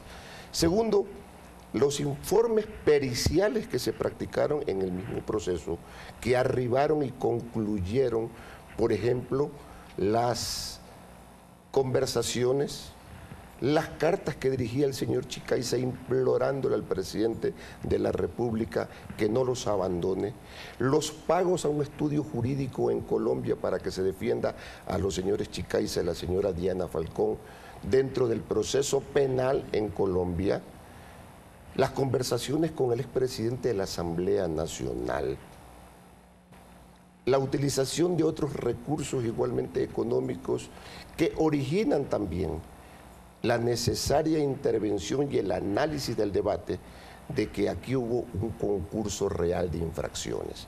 ¿Qué significa ese concurso real de infracciones?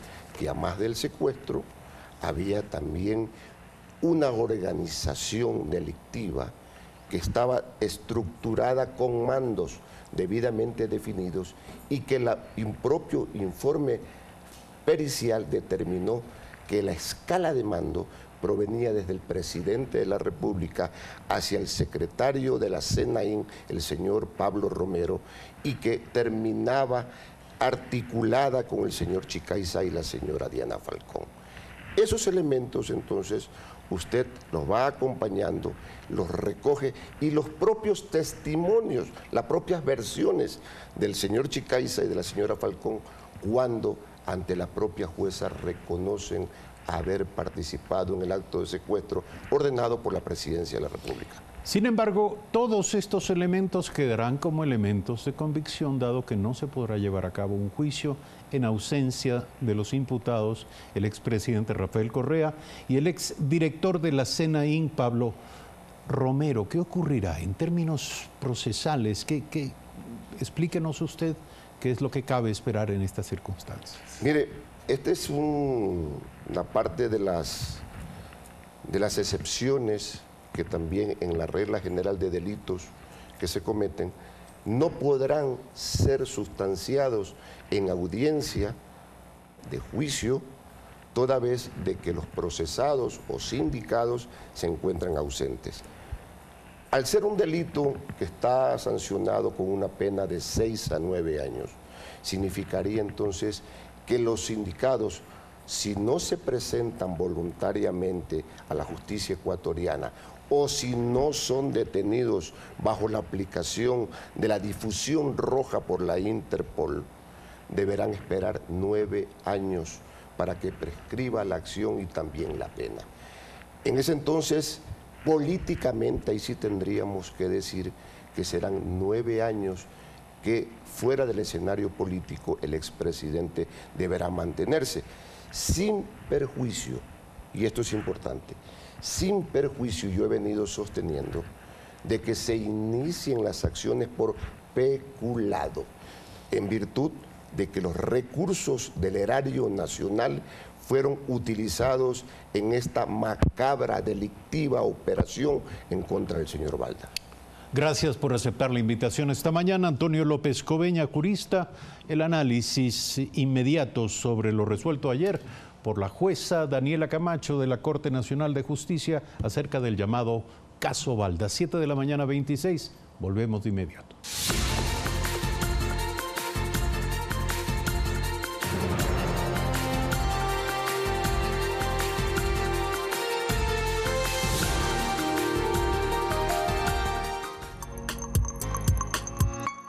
El gobierno cumple sus promesas. Con la campaña Todos ABC, la oportunidad de volver a estudiar es una realidad. Eliminamos el límite de edad para el ingreso.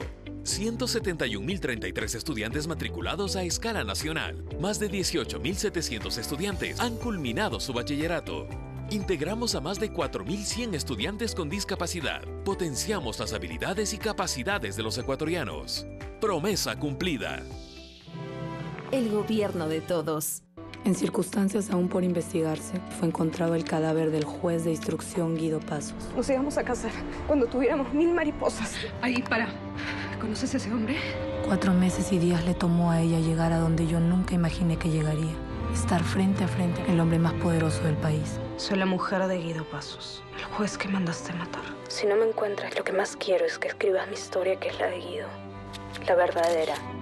Mariposa Negra. Este sábado en nuestro cine, a las 22:30, por Ecuador TV.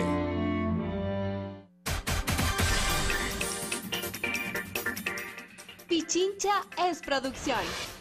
Emprendimientos, vías seguras. Es cultura, gastronomía y tradiciones. Es una provincia con un gran potencial turístico, con hermosos paisajes, con gente cordial y amable. Conoce la gestión que realiza la Prefectura de Pichincha todos los jueves a las 9 de la mañana y su reprise los sábados a las 18:30 en tu noticiero Pichincha Informa.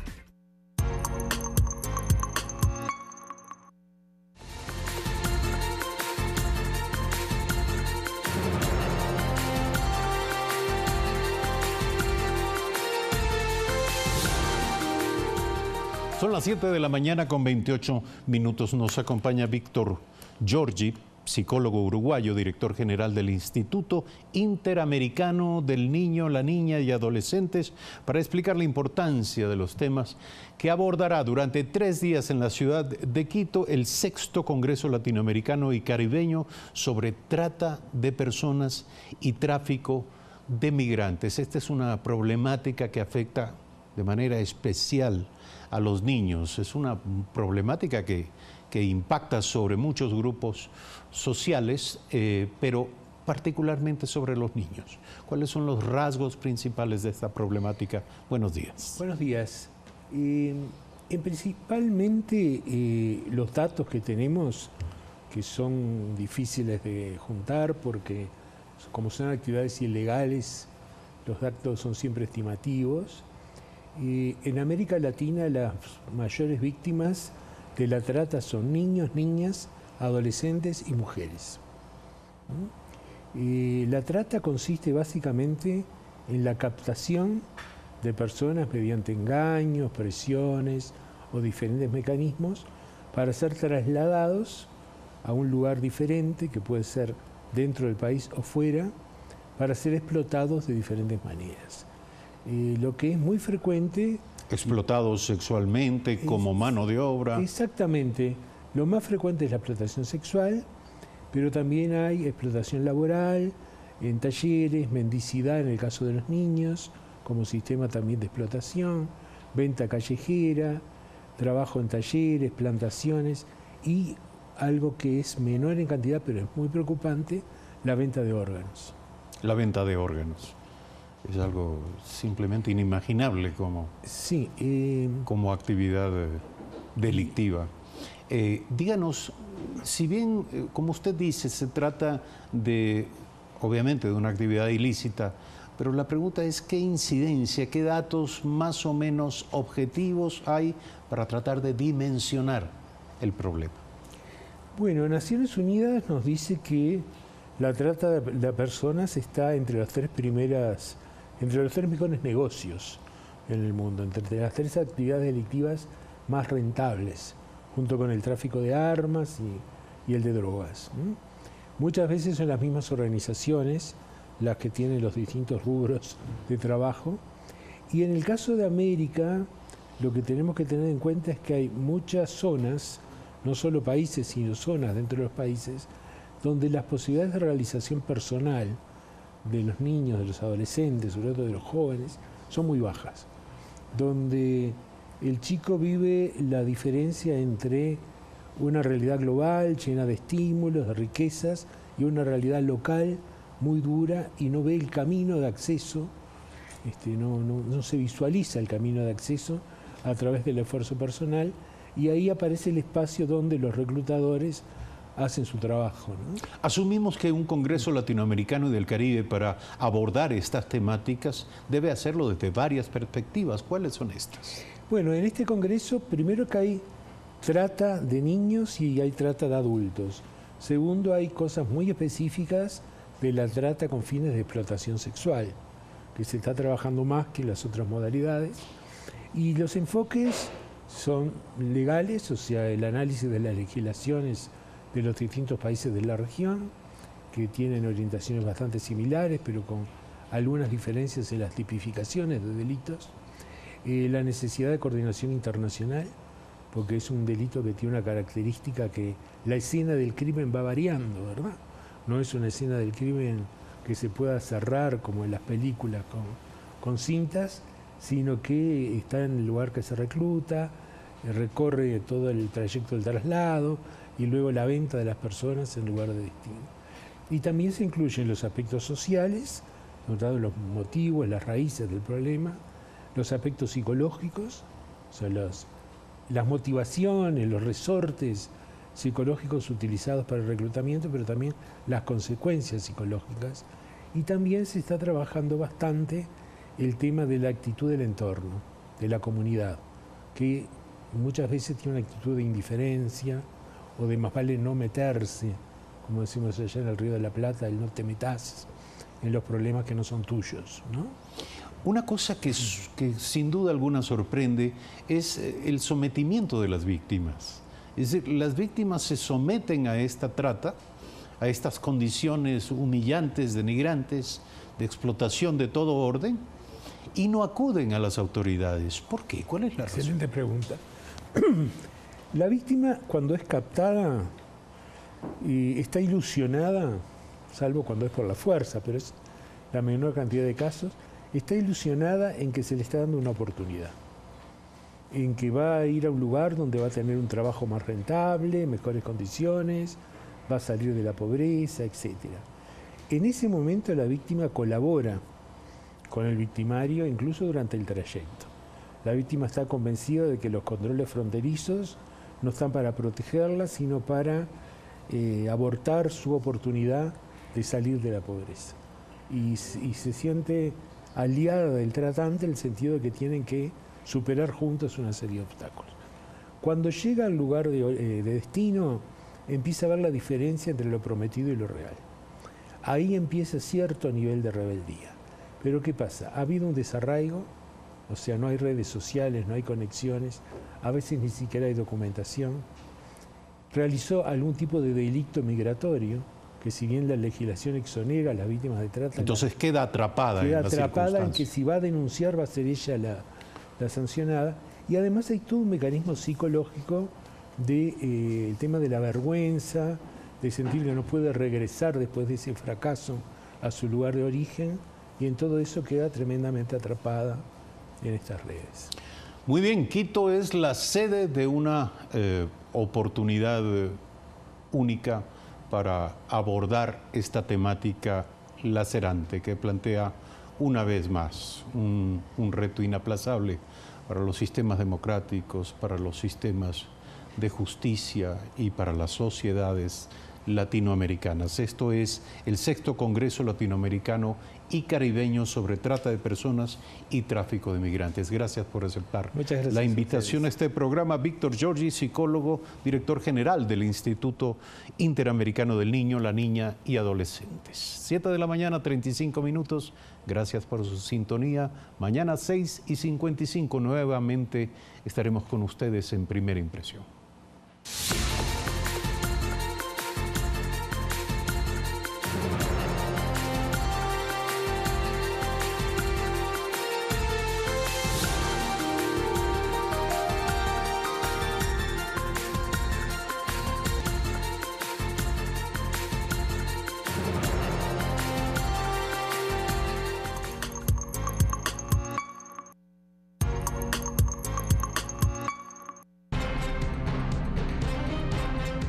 El poder de la comunicación al servicio de la sociedad. No hay independencia, no hay libertad, no hay objetividad. Esos son conceptos del periodismo norteamericano que ya se acabaron. Lo que hay es el intento o el deseo de buscar esos elementos. La libertad de expresión, Carlos, es un valor absoluto. O hay libertad o no hay libertad. Este domingo Andrés Carrió nos acompaña en Derechos Reservados, periodismo sobre periodismo. Este domingo a las 9 de la noche, por Ecuador TV. Todo por Obama. Después de 43 años, se ejecuta el Plan de Recuperación Vial Integral. Rompiendo barreras en nuestras calles y avenidas. 60 kilómetros de reasfaltado. Ahora el espacio público es un lugar más seguro. Nuestras obras son palabra cumplida. Alcaldía de Riobamba. Con Hola, soy Manu Mora y los invito a conocer otra faceta de mi vida en Esta es mi canción. Los espero.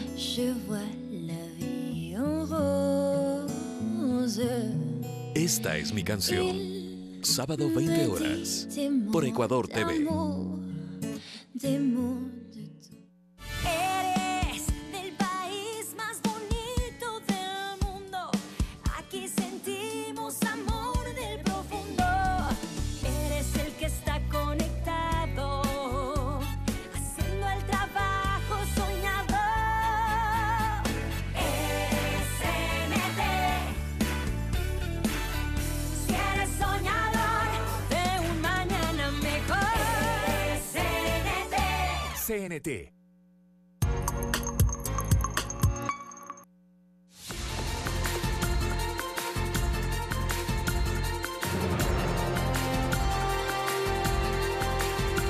Amigos, ¿cómo están? Muy buenos días. Continuamos con ustedes en Telediario. Tenemos un segundo bloque de información para contarles lo que ocurre en el país y, por supuesto, en el mundo. La Sala Penal de Loja sentenció a 34 años, 8 meses de prisión a los 2 procesados por el asesinato de la niña Emilia Benavides. El hecho ocurrió en diciembre de 2017 en la ciudad de Loja. 34 años, 8 meses de cárcel dictaminaron los jueces de la Unidad Penal de Loja en contra de Tania R. y Manuel A., ambos procesados por el asesinato de la menor Emilia Benavides, de 9 años de edad, en diciembre de 2017. El padre de Emilia recibió el fallo con indignación. Vamos a seguir en la apelación para los 40 años. Consideramos que esa era la pena y no podemos darnos un pie atrás. Delia Castillo, fiscal encargada del caso, manifestó que la Fiscalía apelará la sentencia y exigirá la pena máxima de 40 años. La Fiscalía y la acusación particular estamos sosteniendo que aquí existe una concurrencia real de infracciones y al estar probados otros delitos, como expresamente lo señaló el tribunal, tiene que imponerse una pena por cada delito y seguir la regla que existe en nuestro sistema procesal penal. El abogado de Tania R., Raúl Morlas, por su parte indicó que su defendida fue sentenciada por el delito de femicidio, violación y pornografía infantil. Y mi defendida participó en lo que ya les he manifestado desde que inicié la defensa y en la que ella misma ha admitido que es el delito de pornografía infantil, porque ella tuvo el rol de filmar y fotografiar el video mientras estaban abusando a la niña. En los exteriores de la sala penal, cientos de personas con carteles exigían la pena máxima para los 2 procesados. Los padres de Emilia llamaron a la ciudadanía a una marcha en memoria de la menor para los próximos días. Alejandra Sánchez, Telediario.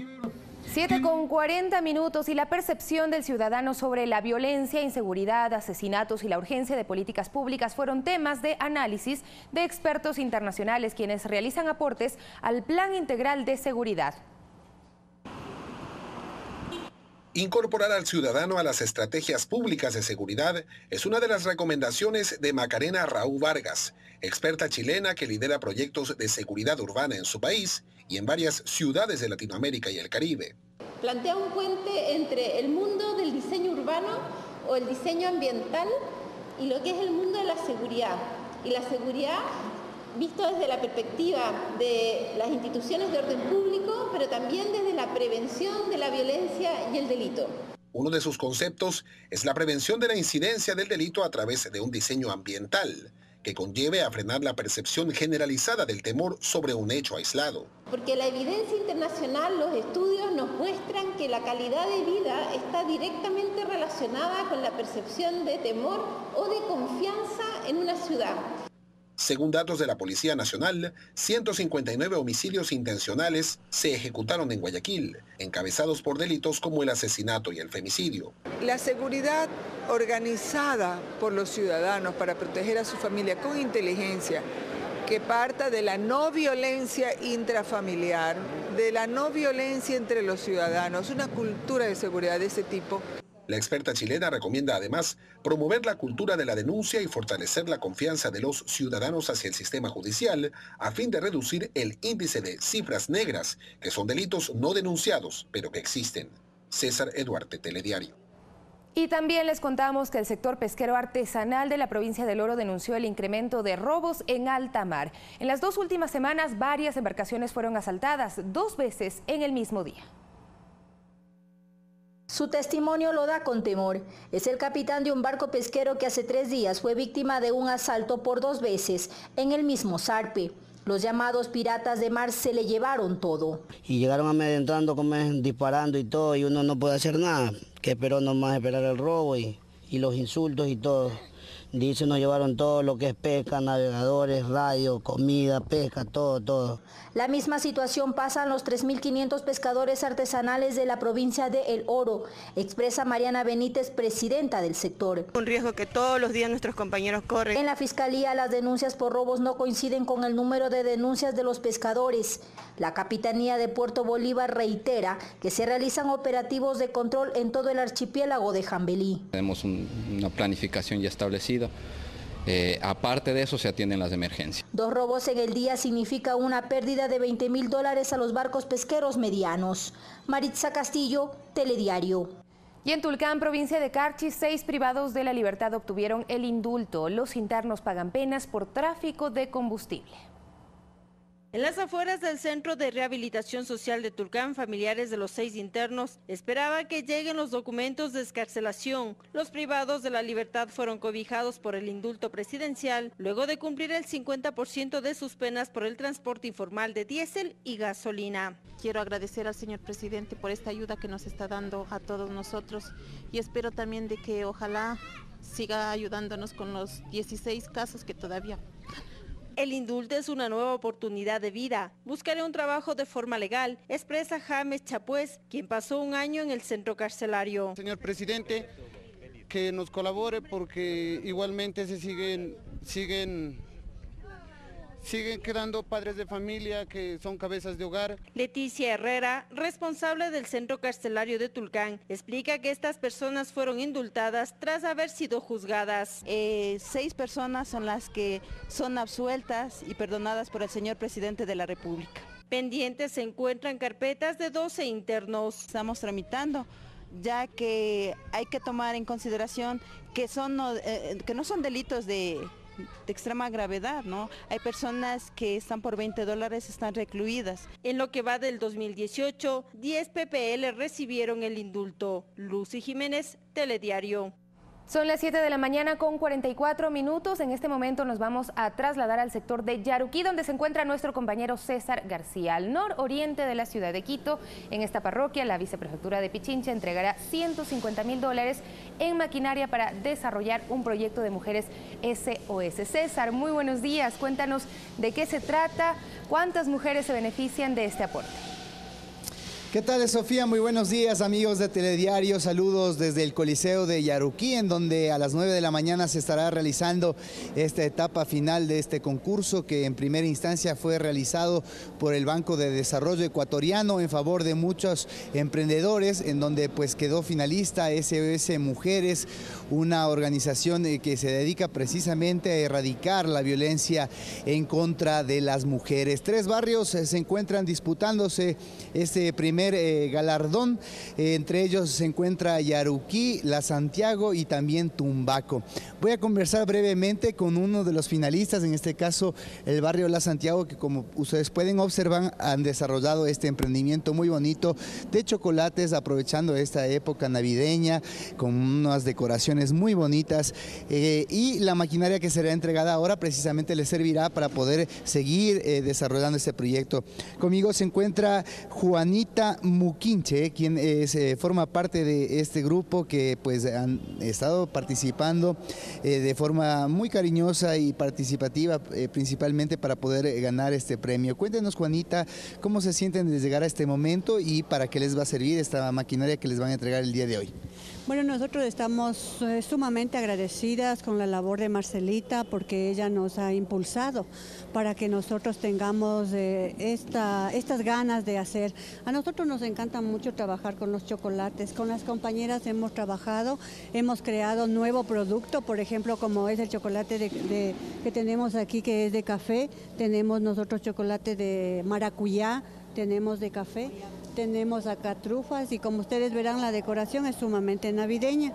Todo esto con el apoyo de la viceprefectura. Nosotros, el emprendimiento que nosotros recibiéramos el día de hoy sería para nosotros agrandar nuestros objetivos, alcanzar el éxito en lo que nosotros estamos emprendiendo, ¿sí? Ustedes ven esos pancakes ahí con el sello de SOS Mujeres, muy importante la labor que se está realizando para que justamente se erradique este problema tan grave que afecta en el Ecuador a miles de mujeres que mueren a diario víctimas de la violencia. Exactamente, sí, por eso nosotros somos mujeres emprendedoras y siempre vamos con nuestro género. Nosotros somos madres también, somos luchadoras y pues este proyecto nos va a servir muchísimo para nosotros también salir adelante, porque también necesitamos un dinero extra y lo que ustedes nos den vamos a tener un emprendimiento para poder trabajar ya con mayor facilidad, con todas las cosas que ya, porque a veces tenemos cosas, por ejemplo, cosas de casa que hemos traído, ollitas de casa que hemos traído, cosas que nosotros mismos implementamos, pero ahora con la tecnología que vamos a tener, se nos va a abrir muchos campos y vamos nosotros a desarrollar también fuente de trabajo. Perfecto, ahí está entonces una de las finalistas para este concurso. Les deseamos mucha suerte cuando en pocos minutos se esté desarrollando este concurso. La maquinaria ya se encuentra acá, los mostradores, los congeladores que entrega la viceprefectura, son $150,000 que se entregan en premios en favor de esta noble causa para que estas mujeres logren esa autonomía económica que les permita emanciparse de alguna manera de esa situación de poder que muchas veces tiene el hombre en la casa y que justifica muchos actos de violencia. De esta forma, estas mujeres van a poder continuar sustentando sus hogares y saliendo adelante económicamente. En pocos minutos en Más Cerca estaremos entregándoles los detalles de este concurso que organiza la viceprefectura de Pichincha. Mientras tanto, tú continúas en estudio, Sofía, con más información. Gracias, César. Así es. Bueno, qué mejor manera de apoyar que comprar estos productos. Ya se viene la Navidad, bien lo decía César, y ahí están pues estos cupcakes, chocolates, muchas alternativas que nos presentan estas mujeres luchadoras que han salido de un círculo de violencia. Vamos a revisar de inmediato las noticias internacionales en Telediario.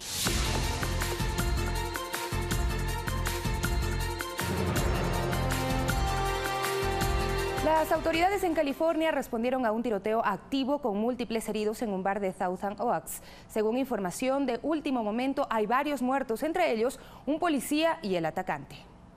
Varias personas resultaron heridas en un tiroteo ocurrido la noche de este miércoles en un bar de la localidad californiana de Thousand Oaks, a 64 kilómetros de Los Ángeles. Hace pocos minutos la policía informó detalles del suceso e información del atacante.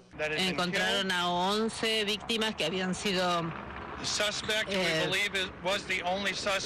asesinadas. El sospechoso, que se cree que es el único sospechoso, estaba muerto adentro. Y había muchas otras víctimas con distintos niveles de heridas. Los bomberos de Ventura fueron los primeros en informar del tiroteo a través de las redes sociales. Se informa de un incidente con un tirador activo en el bar Borderline Bar y Grill, donde había cerca de 200 personas en el momento del ataque, mientras un testigo dijo que vio a un sospechoso con barba y sombrero lanzar una granada de humo y atacar a un vigilante de seguridad antes de disparar indiscriminadamente. Estaba ahí bailando, llevando en una buena noche. Yo oí los tiros, sabía cómo sonaban y pensé, esto no es bueno.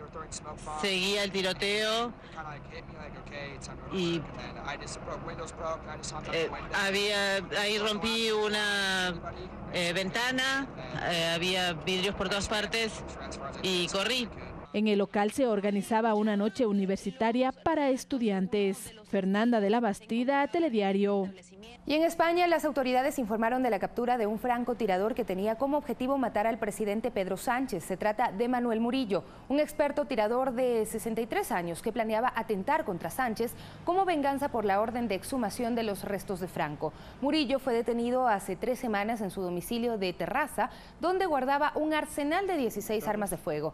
Entre ellas tenía rifles de alta precisión y un subfusil de asalto. Y nunca más a los ciudadanos. Detenido en México, uno de los narcos más buscados en Estados Unidos. Además, retiran la credencial de corresponsal de CNN en la Casa Blanca. Tenemos más noticias en el siguiente resumen. Las fuerzas federales mexicanas detuvieron a Ángel Humberto Chávez y su hijo El Primero, líder de una organización criminal que figura entre los narcotraficantes más buscados por Estados Unidos. Elementos de la Marina, la Policía Federal y la Procuraduría General de la República irrumpieron la medianoche del martes en un restaurante en la ciudad de Querétaro para aprehenderlos. La Casa Blanca retiró la credencial permanente al periodista de la CNN, Jim Acosta, que horas antes en una rueda de prensa se enfrentó al presidente Donald Trump. El retiro lo hizo un agente del servicio secreto estadounidense, según un video del momento compartido por el periodista en Twitter. El fundador de Microsoft, Bill Gates, presentó en Pekín su apuesta para hacer frente a la crisis mundial de saneamiento, un retrete que no necesita agua ni conectarse a ningún sistema de depuración para funcionar y que transforma los desechos humanos en fertilizantes. El multimillonario mostró este novedoso modelo al público en una exhibición que se celebra en China sobre los últimos avances tecnológicos de saneamiento. 3 nuevos cachorros de tigre blanco de Bengala nacieron en Perú en el limeño Parque Zoológico Huachipá. Son hermanos menores del primer ejemplar de esta especie considerada en peligro de extinción que nació en cautividad en Latinoamérica. Las 3 crías, entre ellas 2 hembras y un macho, son la 4ª camada de la pareja de tigres blancos formadas por el macho Yunga y la hembra Clarita de 17 y 12 años de edad. Fernanda de la Bastida, Telediario. Seguimos con más información, volvemos al ámbito local y les contamos que 261 pescadores artesanales de la provincia del Oro recibieron su carnet de acreditación. En el evento participó el ministro de Comercio Exterior, Pablo Campana, quien se refirió al incremento de robos en alta mar.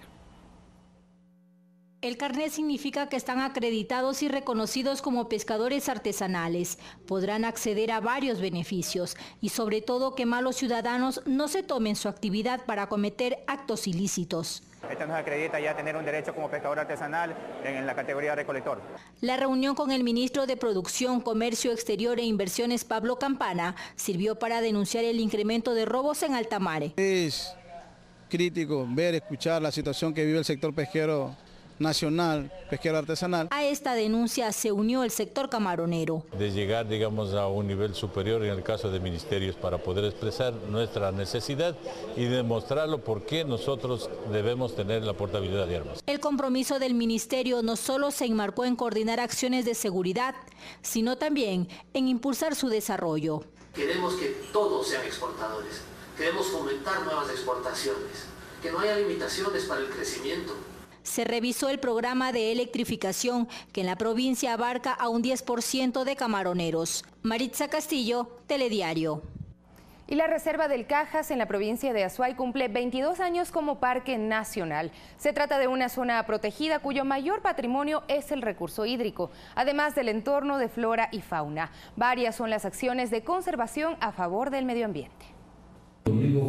Román Pacheco es uno de los 26 guardaparques que trabajan en el Cajas. Camina entre 8 y 18 kilómetros a diario para verificar que no exista ningún tipo de agresión al medio ambiente. Por ejemplo, que no haya la presencia de especies introducidas, por decir, ganados vacunos. Entre sus actividades está la limpieza de la zona, construcción de senderos, búsqueda y rescate de personas extraviadas. Lo más complicado, pienso yo, que es más bien con los incendios. Trabajo incansable con el objetivo de proteger este parque nacional. El Cajas es una reserva de servicios ambientales, genera aire limpio, agua y suelo fértil, además proporciona un paisaje inigualable. Llenas de bosques protectores, llenas de zonas de páramos y almohadillas, bosques de polilepis, una cantidad de flora y fauna increíble. Por sobre todo se destaca el recurso hídrico. Sus más de 4.200 lagunas proveen de agua a Cuenca. Tiene una extensión de 28.600 hectáreas. El Cajas cumple 22 años como parque nacional. Diversas acciones se realizan para conservarlo. Más de 800 camiones y containers han sido no permitidos el paso porque llevaban sustancias derivadas de petróleo, ácidos. Dentro del área protegida no hay concesiones mineras. Sin embargo, el Ministerio del Ambiente controla periódicamente que no exista afectación al recurso hídrico. En este caso del proyecto minero Loma Larga, en toma de muestras, en análisis bióticos. Es considerado como una de las reservas más importantes de América. César Tacuri Vintimilla, Telediario.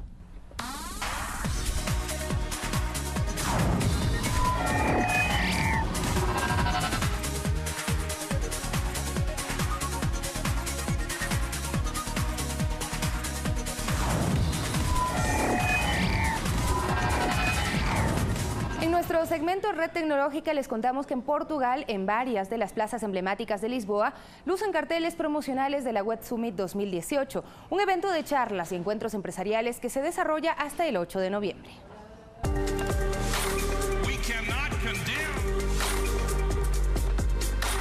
Web Summit es la feria de pymes de innovación tecnológica más importante del mundo.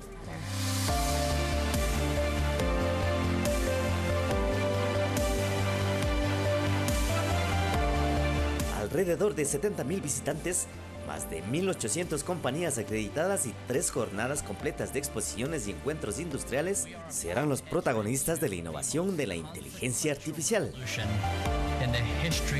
Gigantes consagrados como Google, Microsoft y creadores desconocidos aprovechan la cita de Europa para hacer negocio. Para los amantes del café, Delta promociona la idea con un astronauta que se pasea con su revólver galáctico.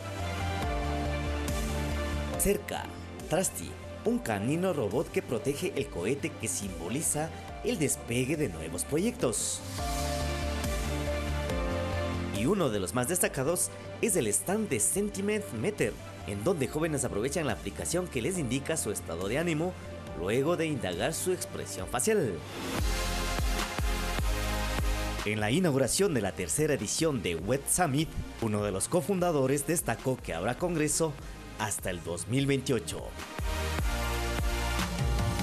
Clever Guamaní, Telediario.